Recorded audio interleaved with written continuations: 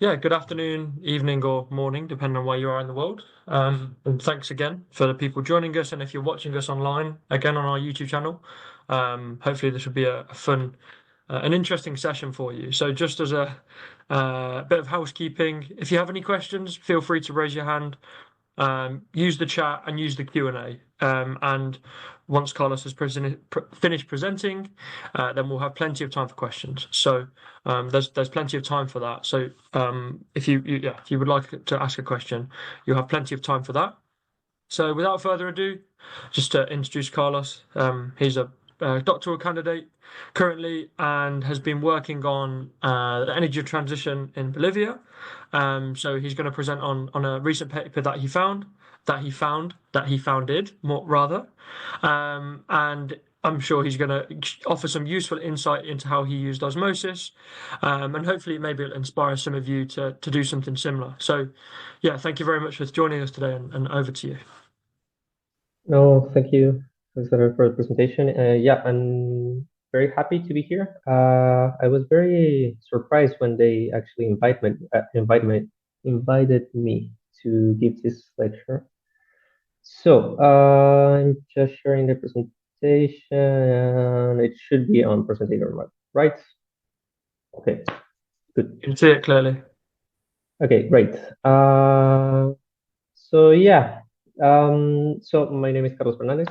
Thanks again for the introduction. And today I'm gonna share with you a little bit of the why, how, and what we got of the work that we did for this paper called Energy Transition Implications for Bolivia, Long-Term Modeling with Short-Term Assessment of Future Scenarios. So the presentation should be around 25 minutes, and we're going to talk a little bit about introduction and context on why and how we did this, and why. Then about the methods and models that we used for the analysis proposed in the paper, some of the key takeaways that we got from our analysis in the case of Bolivia, and just a tiny bit of information on what else are we doing at the moment. And of course, we'll be the space for questions and discussion afterwards. So, for introduction and context, I always love to start all my presentations with this ticking time bomb that we have in the right. I think it's very important to mention that global warming, climate change are the main pressing issues that we're going to have to deal with in our generation. So I think this is a great chart that shows you how close we're getting each time to the limit that we have to avoid irreversible damage into the climate. So with that into context, I would like to say that the general consensus that we have in the world is that we need to achieve carbon neutrality by 2050.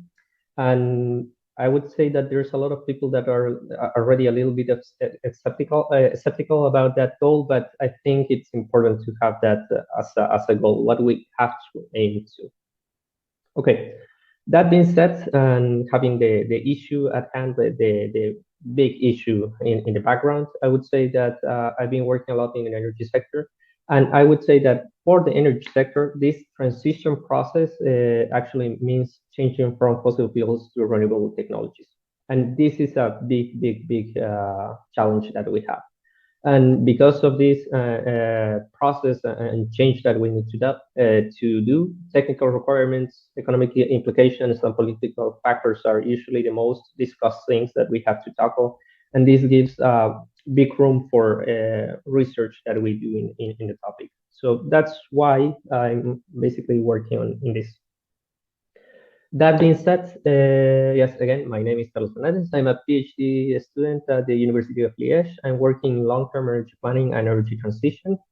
And I'm working together with two colleagues in a project called Tailored Energy System Models for Energy Planning applied to Bolivia, which is basically how we can use different energy modeling tools to facilitate the planning efforts that the country has. We're working with Sylvain Collin. He's our supervisor at the Integrated and Sustainable Energy Systems Research Group at the University of Liege. And again, the main objective, I would say, from the project even if the name is quite obvious. But I would say that we want to improve energy planning tools that we have at national and regional levels to through technically and socially adapted models, capacity building, and knowledge dissemination. Basically, we want to facilitate the process of energy planning through modeling tools. Okay, and that being said, the last thing I would like to introduce is basically the case study, which is Bolivia in our case. And Bolivia is a landlocked country, developing country in the middle of South America. You can see the red dot over there. Maybe I can put the pointer. No. Yeah, okay, but you can see okay, there it is. You can see the red dots in South America. It has a surface of around 1.1 million square kilometers, roughly 3 times the size of Belgium or 2 times the size of France, to put it into context a little bit. So we have a very big land surface. And our population is near 12 million inhabitants. So basically, we are very few persons for a large surface of land that we have. Another key aspect in Bolivia is that most of the fossil fuels are subsidized, mainly natural gas and gasoline. They are heavily subsidized by the government for usage in residential and power sector. So that makes some weird results as I'm going to show later, but provides a weird environment for the transition analysis. And I would say that Bolivia's electric system also is quite small. It's around 3.5 gigawatts by 2025, which is relatively small compared not only to the world, but also to other countries in the same region.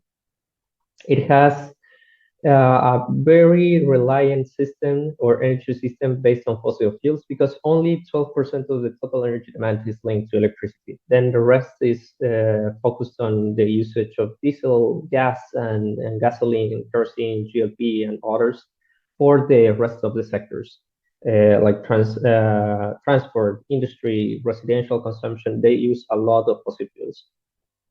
And finally, Bolivia's power system is isolated from other countries, so it basically works as a power system island. So even though we're connected by land with other countries, we don't have transmission lines that connect our main transmission system to the transmission system of Brazil or Chile or either of the neighboring countries. Okay, that's Bolivia in a nutshell. But okay, then let's talk about the methods and the models. So to start working, actually, when I started working on the PhD, we wanted to see what else we could do with the modeling process and how we could facilitate this long-term planning.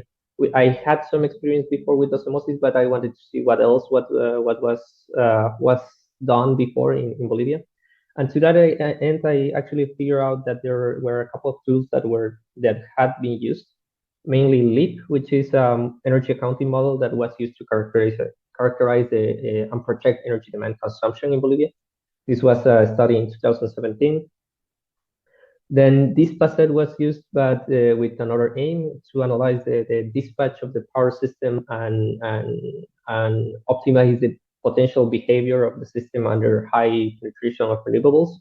This was done for scenarios in 5-10 years into the future, and see how would the system react if you introduce more power plants of a certain type. This was done in 2019. And then I actually did a paper with OSeMOSYS that was focused on alternative evolution pathways that could facilitate the reduction or mitigation of carbon emissions from the power system. And yeah, this was done with OSeMOSYS, and this was done in 2022. I would say until this point, there were not many more studies that were focusing on the power system or the energy system as a whole for Bolivia. So this was quite a green field for us to start working and proposing some interesting things. So I thought it was it was a quite good start. There were a lot of questions that we wanted to answer later. But the first thing that came to mind was basically, what are the things missing? And because I started working with OSeMOSYS, I also wanted to use OSeMOSYS as a basis and wanted to build upon what was already there. we wanted to improve the level of detail in the representation of the Bolivian energy system, basically not focusing only on the power system, because that's a very already studied and very isolated system if you're not considering the rest of the energy consumption. Because at the end, in an energy system, all different type of fuels are roughly interconnected. If you're going to change the demand of a car for an electric car, then you're going to have to involve the power system, because you're going to generate a new demand and so on. And that with every sector, basically. So we wanted to improve the level of representation of the power system. So we also wanted to improve the technical assessment of the power system expansion, not only include new sectors, but also improving the representation of the power system. With that, we wanted to increase the time resolution that we had in OSeMOSYS, because OSeMOSYS is great at doing long-term assessment and representing the system with representative time slices, let's say. But if you want to do a very high level detail with focused on temporal resolution in OSeMOSYS, you're gonna become crazy. You should be able to simulate. If you want to do like an hourly analysis per year, you need to simulate every hour of every day of every week of every season or month that you're providing. So that's just way too much data to handle. And in that sense, we wanted to use existing models available instead of developing or adapting new tools for solving the issue, because we thought that this was a more efficient use of time and computational power. Again, we could do that in OSeMOSYS, but it's not the best approach, I would say. So we basically decided to do a soft linking process between a long-term energy modeling tool, which was OSeMOSYS, and then use a short modeling tool, which is this facet, to analyze the technical capabilities of the electric system and basically do a feasibility analysis. And this meant analyzing the scenario, develop some scenarios for the Bolivian energy system and analyzing the long-term implication of these scenarios, but at the same time doing some internal loops and analysis from each representative year that we were defining in this process to see if the system is behaving as it should under a more detailed perspective from this facet. So that's again the method, very summarized. But for what did we use each model? And like I said, OSeMOSYS, we try to work upon the already represented power system that we had, like all the generation technologies and the transmission system and how it distributed to the different consumers. But we wanted to aggregate also different type of energy consumption sources. So we wanted to simulate how much diesel, natural gas, biomass, and other fossil fuels were used in each sector, and how they basically added up to the final energy consumption of the country. So like this brownish beige color line, this is electricity consumption. Like as I mentioned before, 12% of the total energy consumption. So quite a small share compared to the rest of the energy system. But by knowing what type of fuels are being used in each sector, we had a better idea of what could be changed and how much and why not. So basically, we used OSeMOSYS to evaluate future development scenarios for the entire energy system. And then we used this facet to validate the technical feasibility of the scenarios that were proposed by OSeMOSYS. And we use this facet for this analysis because it allows us to represent the power system with much more detail. You can simulate each and every power generation unit in the power system. You can simulate that by regions. Here we had like a 4-region variant of the Bolivian model. You can simulate the hourly demand that you have in every node, and you also could simulate the generation capacity that you have at a specific moment to cover it. So it was more detailed analysis on this specific sector that we know that we cannot represent more really accurately. But of course, in both cases, they were optimization models. They only dealt with different type of constraints. For example, OSeMOSYS dealt with investment costs, and this facet dealt with ramping up and down and turning off and on different power plants. So it seemed to be quite complementary. And with that in mind, we actually try to run some different scenarios. And I'm going to start presenting just the business as usual, how everything looked like. We run the expansion analysis with OSeMOSYS from 2020 until 2050, but we took 5 years in the past basically to do some validation to see if everything was behaving as it should be, and 5 years into the future to avoid end of horizon effects.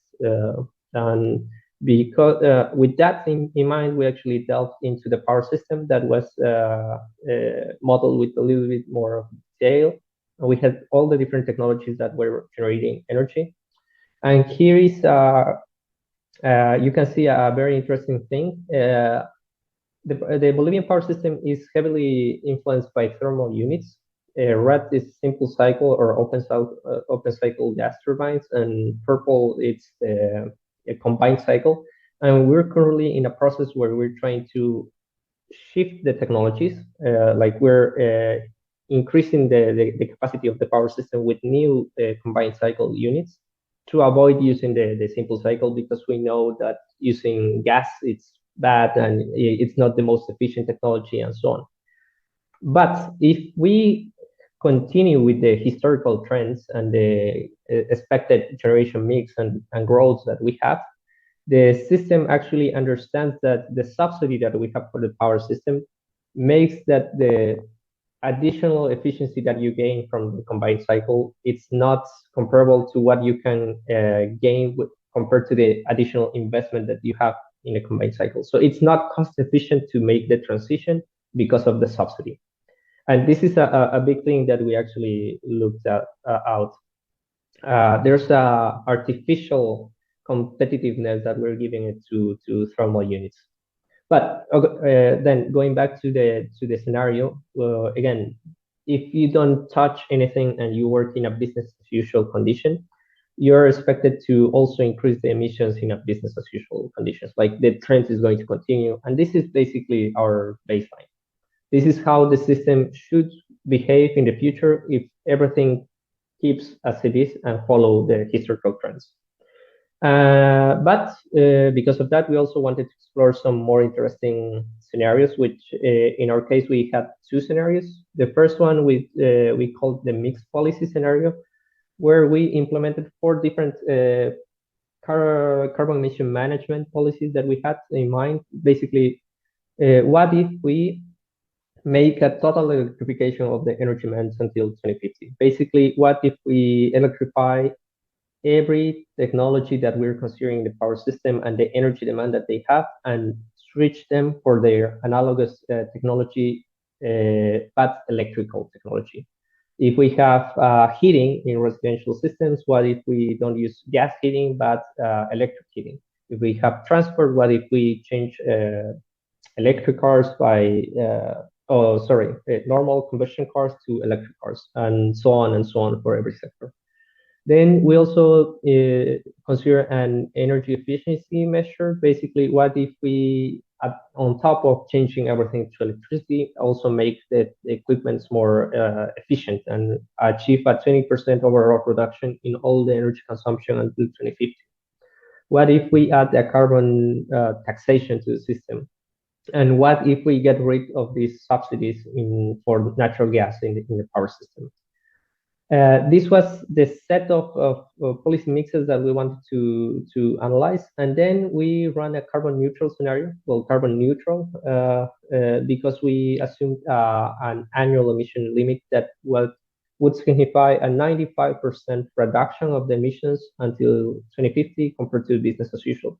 So not 100%, because otherwise the limit is way too restrictive for the model, and it leads to very extreme results.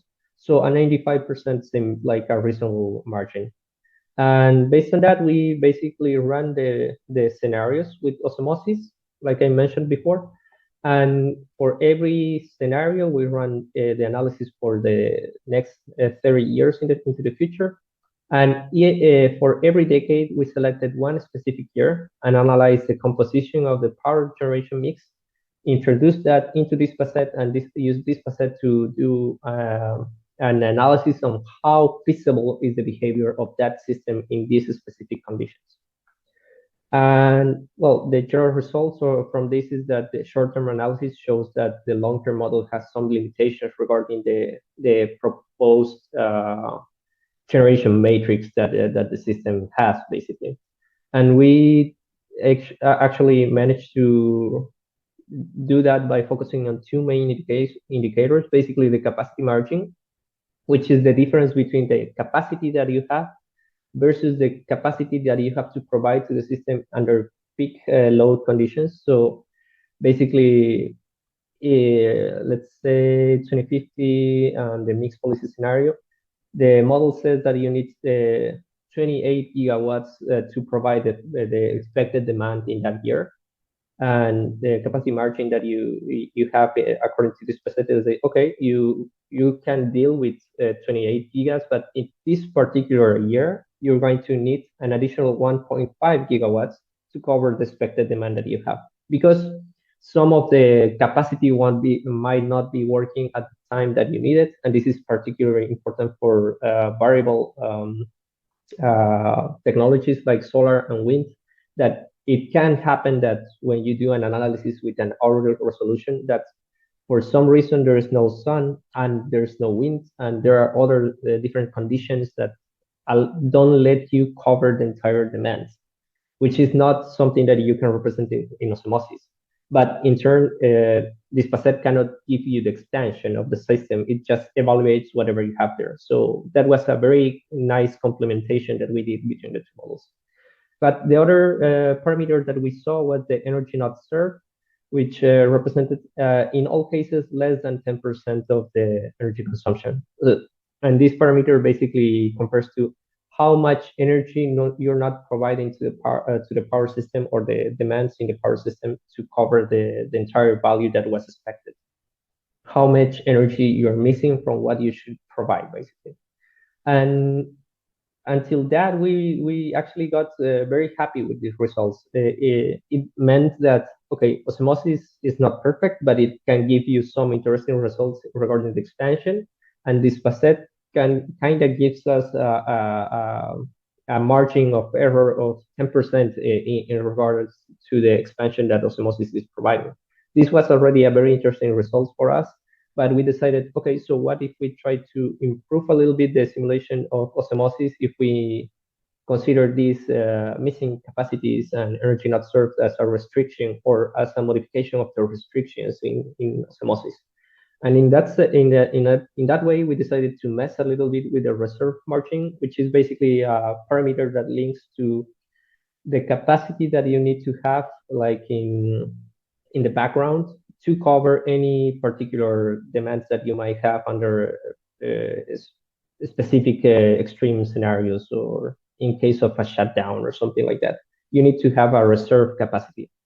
In Bolivia, we were using a 22% value, but with these results, we decided to increase it until an additional 10% to cover for this missing demand.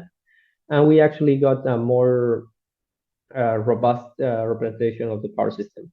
Capacity didn't change a lot, but the mix did change a little bit and increased also. And with that, we decided to run again the simulations with OSeMOSYS, and we got some, now the final results that we are going to talk a little bit later. So basically, in our business as usual, we had that the system is not going to grow a lot. It's going to introduce all the planned power plants that we had until the moment. And as I mentioned, because we're in this shifting and introducing new technologies into the energy mix, the capacity is not that much different to the total capacity in these initial years of the simulation, but makes sense. If you already have an excess capacity, then it can be expected that in the future you're going to maintain it or increase it just a little bit. And again, investments are going to be done at the beginning and then a little bit at the end of the simulation period, because you're going to have some decommissioning going on. This is what I would say the boring scenario, because in the mixed policy and the carbon neutrality, we saw like a huge leap in the power system. And again, this looks a little too extreme, but it's very logical.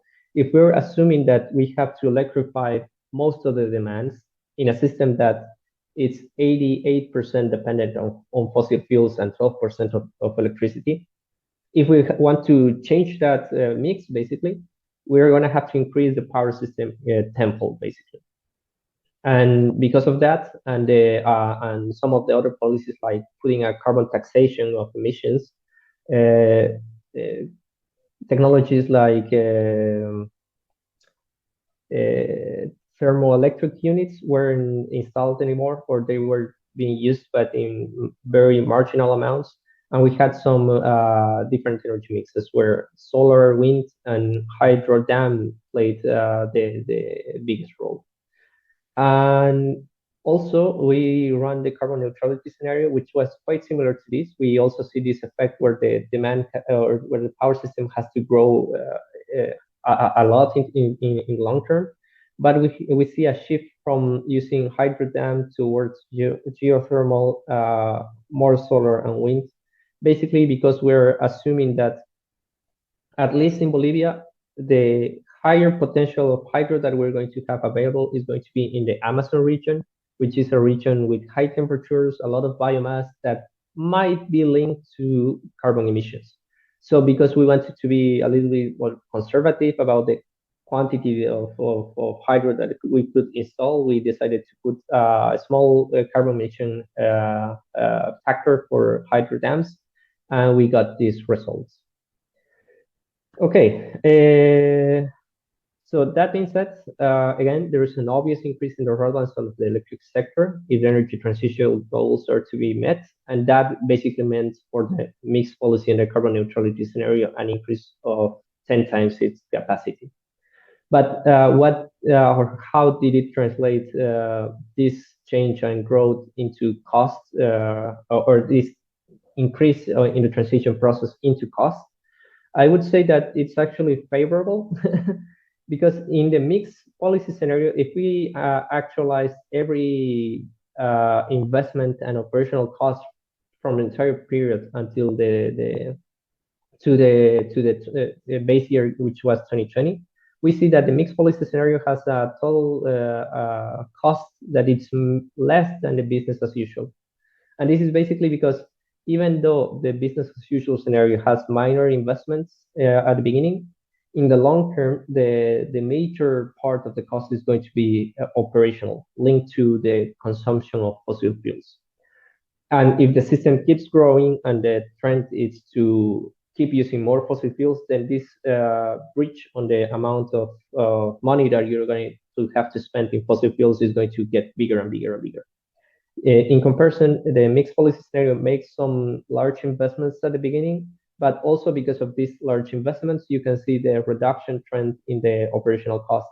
And something similar can be seen in the carbon neutrality scenario, where you do more aggressive investment at the beginning, and the reduction of cost is also a little bit more aggressive. But yeah, even though the carbon neutrality seems to be a little more expensive than the business as usual, which can be expected, I would say that if we would be able to elongate this analysis and consider like 2060 or 70 in the long term, these differences would be much higher, and both scenarios will be more cost effective than just running the system as it is at the moment.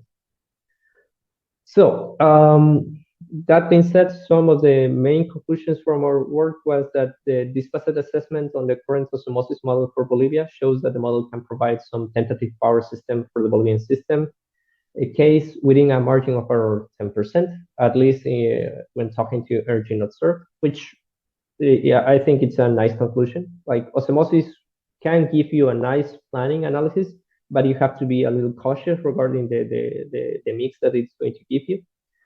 I would say that also thanks to the soft linking made between OSeMOSYS and Dispaset, it is possible to improve the accuracy of the long-term modeling predictions, because we can understand this missing capacity and missing energy and translate it to additional constraints or changes into our base model.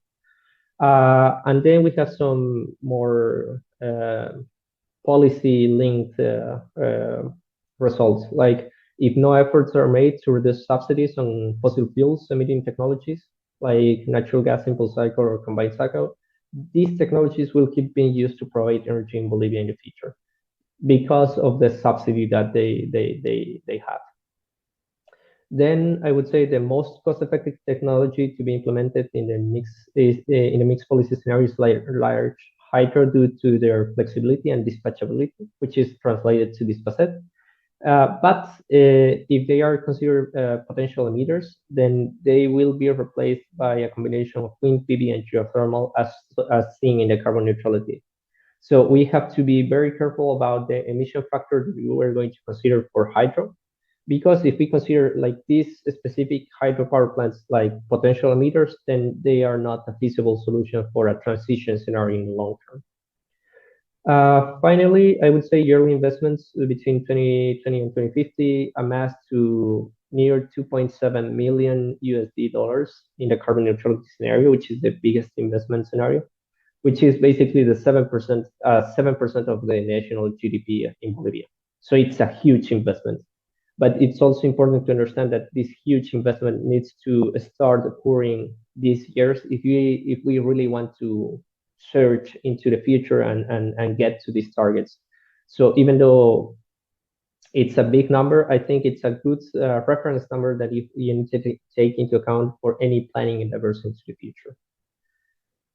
Okay, that's it from me. But just to say a couple of things more about what else are we working on. We're still working on this long-term energy planning, but we're trying to branch out into some other models because we think well, at least this example has shown me that there is no one tool or one perfect tool that can do everything. And in our case, we're now looking at PIPES Earth, which is a different type of energy modeling system. It's an energy modeling system focused on the power system, but allows you to do high detail spatial and temporal resolution. So we're trying to explore a little bit of it and how it can also be linked with other type of models like energy scope, which is quite similar to OSeMOSYS, I would say, but it has also some discrepancies regarding to how they handle final energy demands. They focused on more on end-use service rather than specific demands. But yeah, we're working a lot in this linking endeavors, in exploring some other tools like PipeStem. And yeah, I'm very happy to answer any questions if you have. Thank you for your attention. And if you have any questions, yes.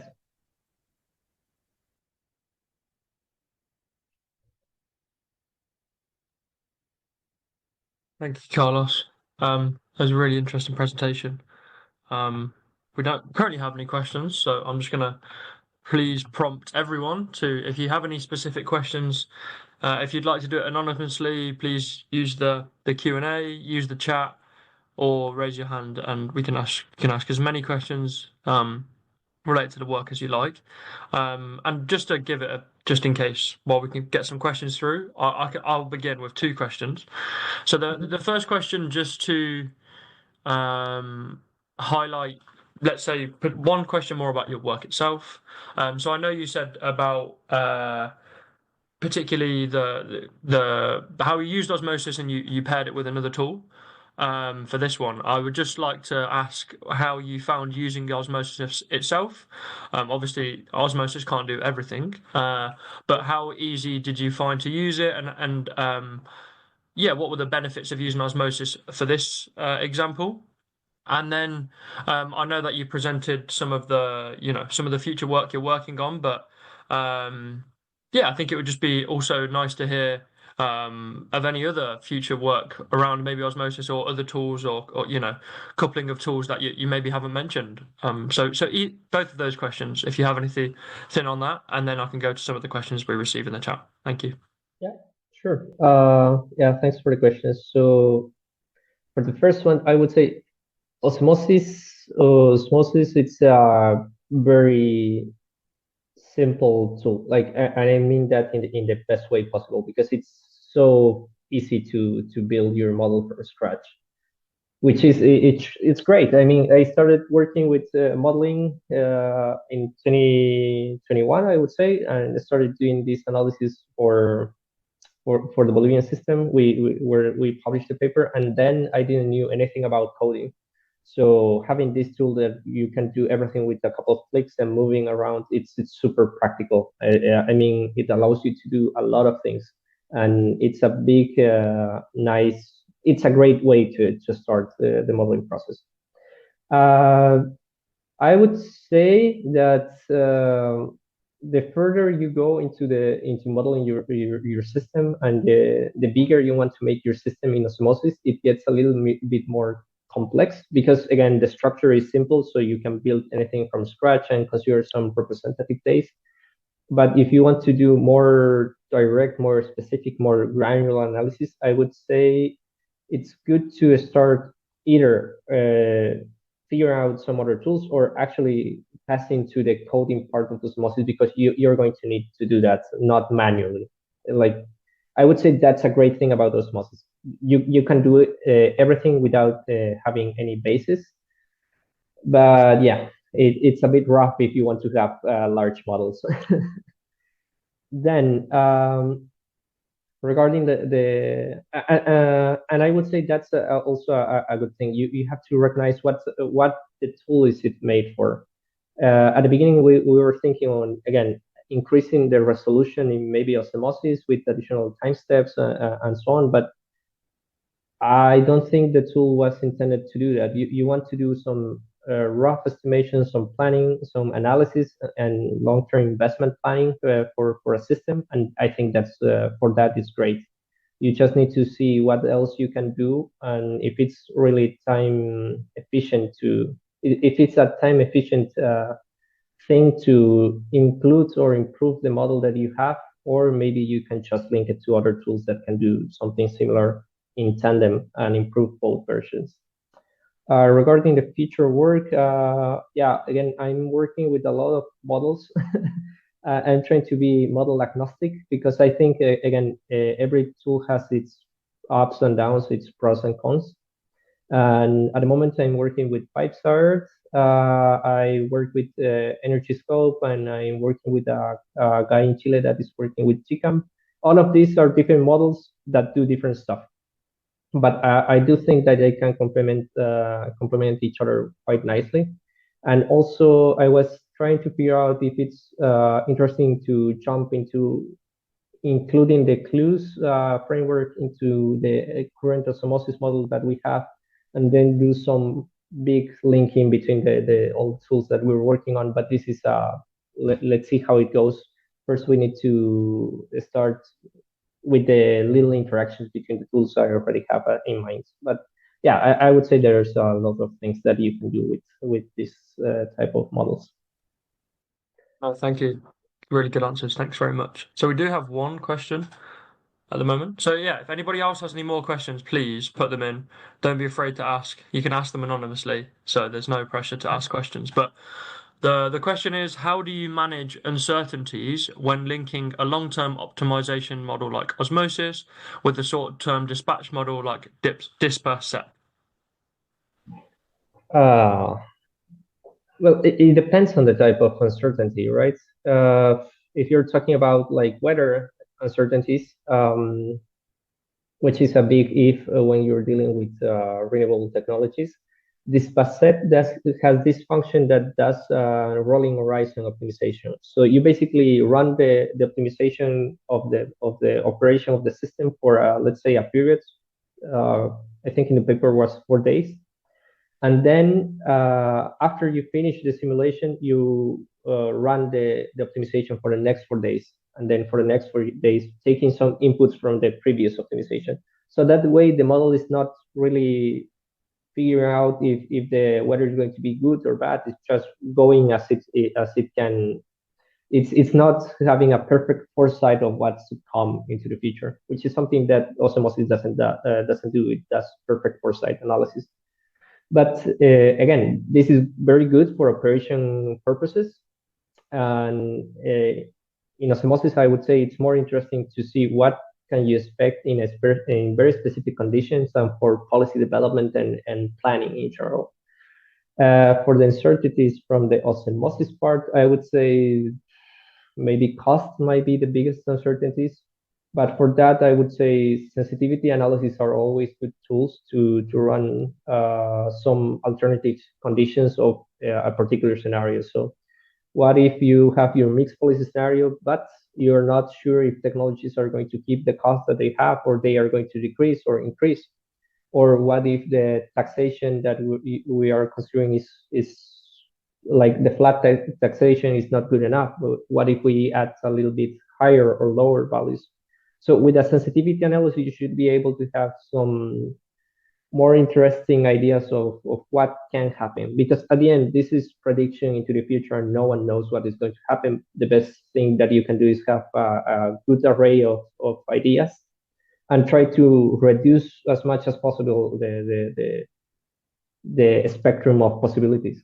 So yeah, sensitivity analysis, I would say, for osmosis, and this depending on other type of uncertainties, I might be able to give some other examples, but yeah.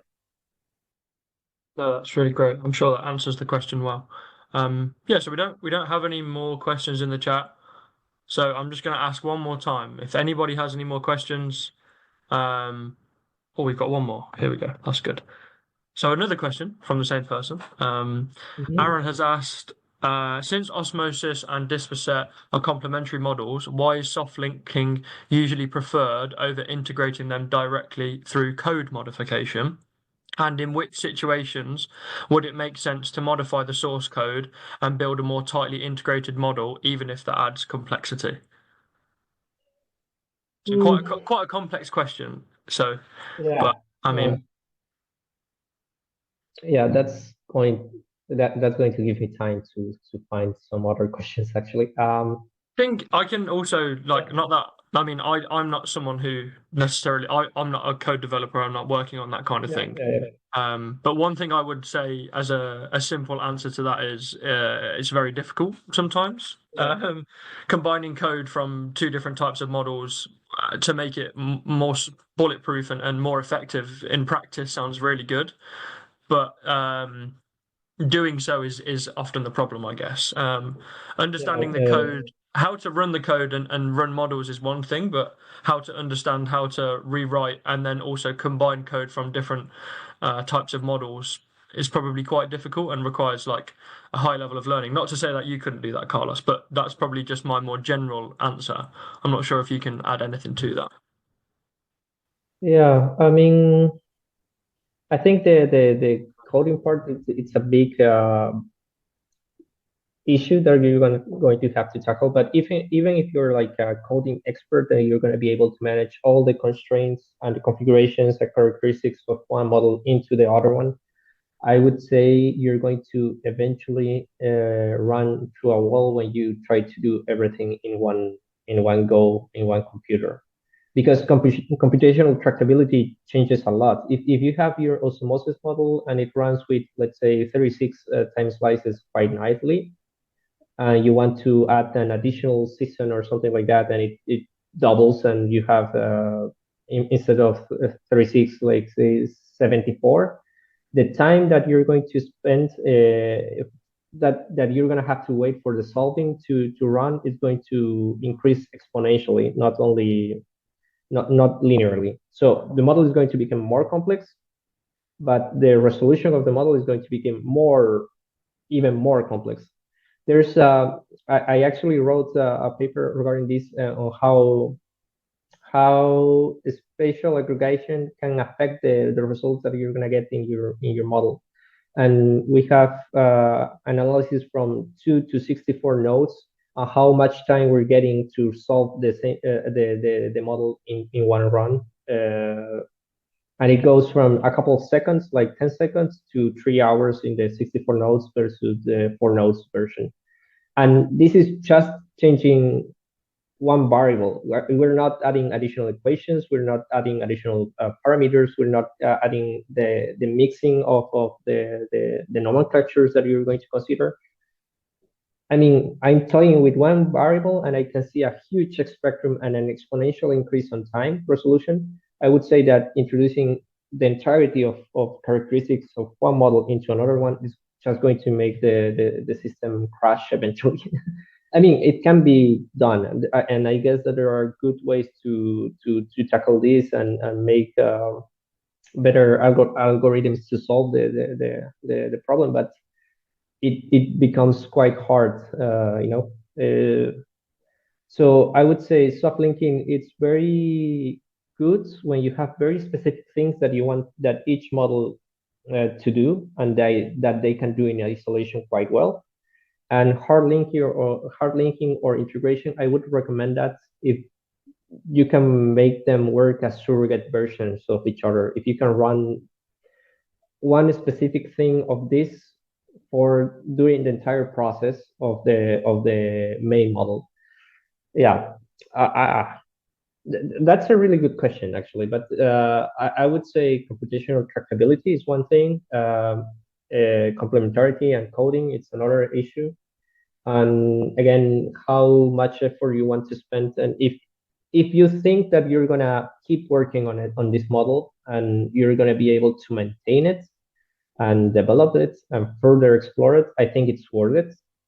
But if you're just going to use it for specific applications, I think the effort versus the time that you're gonna the time versus the advantages that you're gonna gain from the exercise are not going to be good enough. It's really up to those three factors, I would say. Yeah, no, I'm sure that's a good response. And Aaron has replied to say thank you very much and thanks for the amazing presentation. So I think you answered the questions well there. So yeah, I think that can wrap it up. I think so. Yeah, thanks so much, Carlos, for attending. It's really interesting to hear another experience of someone using osmosis, and it's really interesting to hear about the future work you're doing. So I'll certainly be keeping an eye on the papers you're producing, and hopefully you can come back another time to present your Yeah, work. So yeah, thanks so much for attending, and thank you everyone for coming and joining to listen. For anyone watching on YouTube, thanks for watching. For the people in the chat, this recording will be available, and you'll be shared it. And also, Carlos, I'll put a LinkedIn. Well, there'll be a LinkedIn post out, so we'll tag you in it, and just to say thanks for joining and to get people to watch it. So, yeah, thanks very much, and I hope everyone has a nice day. yeah. Thank you for the opportunity. Thanks everyone. And yeah, if you're interested in the work done, if you have more questions or comments, just please reach out. I'm pretty sure you can find me in LinkedIn quite easily, just Carlos Fernandez, and that's it. But yeah, again, thanks for the space. I love osmosis. I think it's a great tool. It's so easy, nice to handle. I gotta say, it was a very good way. It's a very good way to be introduced into energy modeling. And yeah, try to think on how to use the model, develop it a little further, and how other things can be used in tandem with it. I think it's one of the great things about this area of research that we're in energy modeling. So yeah, thanks for the invitation. Thanks very much, and see you Glad to soon. be here. Thank you, everyone. Bye bye. Yeah. Cheers all. Bye. Bye.